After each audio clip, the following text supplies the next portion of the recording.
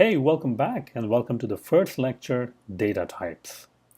Now, the great thing, first of all, about this course is that everything that you're going to learn in this course, you can apply to learn any other programming language.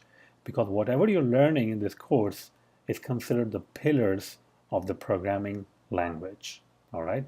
So you're learning data types right now, and data types will be in other programming language like Java and C Sharp and whatever language you're learning. So once you learn data types, it will be applied pretty much everywhere. So you don't have to relearn it again and again. Now, when you're learning programming, forget about the coding or implementation part and think about real life. If and I have my iPad with a note, so it's going to be like a whiteboard. So if I type something like, let me actually go ahead and type John, and I ask you, what is it? And you have no programming background, what are you going to say? Well, you're going to say it's a name. It's a name, and it's John. That's true. That's definitely true. But if we want to dig a little bit more deeper, like what is it, right? Like letters. It's letters. John, letters, right? So that type is called string.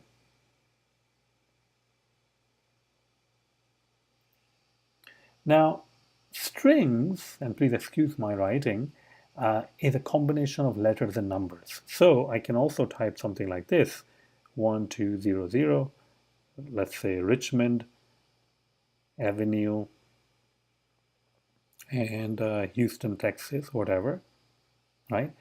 So since it's a combination of letters and numbers, it will be considered string. So that's one of the data types available in the Swift programming language. All right, let me give you another example. So let me go ahead and start another one.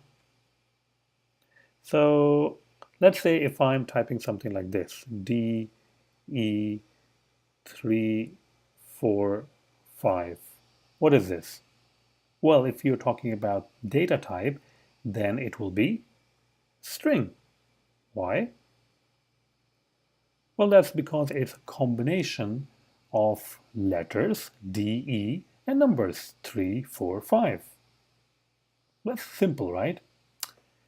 So let's talk about something else now. If these are the letters and numbers is called data type, what would you call this? 23, 45, minus 12.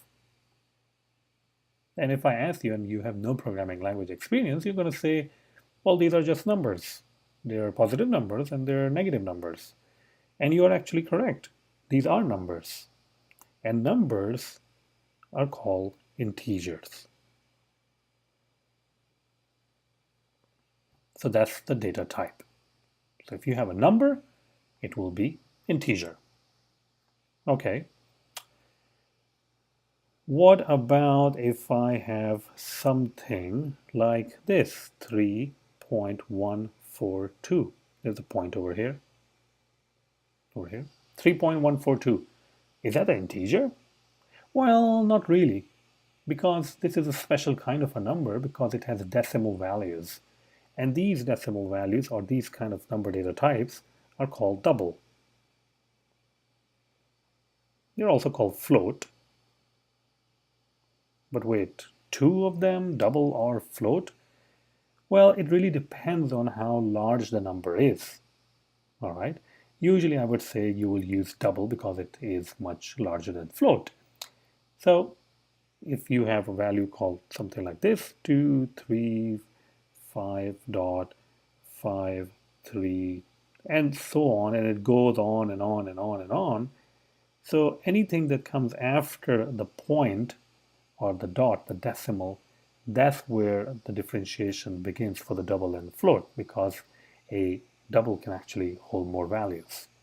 All right, exponent values. All right, so that's also good. What about something in real life when you say, hey, turn on the fan and turn off the fan? That's a very common operation that we do every day. We turn on the light, we turn off the light. The light only has two functions. It can be turned on or it can be turned off. Turn on, turn off. On or off. 1 or 0.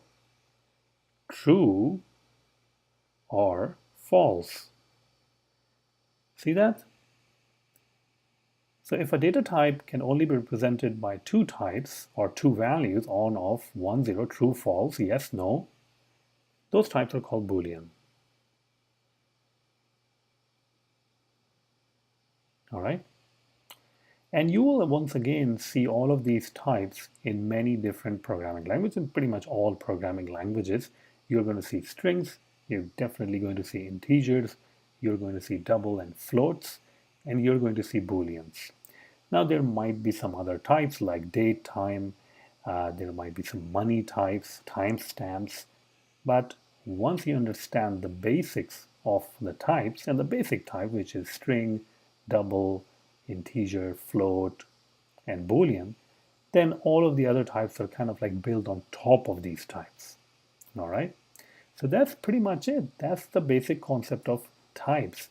One thing that I always recommend doing is that look around you in the real world and trying to find the types. Now, once you're walking or you're just at home, look at it. Look at some objects and how can that be represented, right? If you can say yes and no, that means the data type will be Boolean because there are only two values. If you are giving money to someone like $34.65, it's definitely not an integer because integer can only hold whole values, so double or float, right? So think about the data types, and in the next lecture, we're going to dig into Swift Playground and see how we can actually use these types in the Swift language. All right?